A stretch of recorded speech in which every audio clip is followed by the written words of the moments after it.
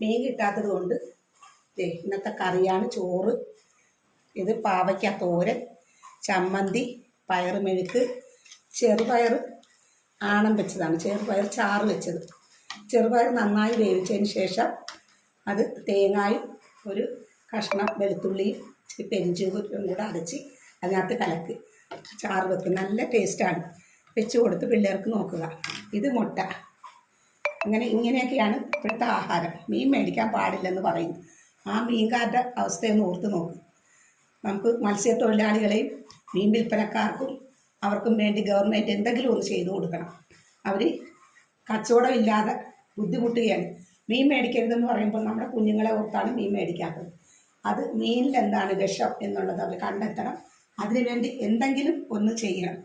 എന്നാലേ മീൻ കച്ചവടവും മീൻ വിൽപ്പനയും മീൻ പിടിക്കാൻ പോകുന്നവർക്കും ആശ്വാസം കിട്ടത്തുള്ളൂ.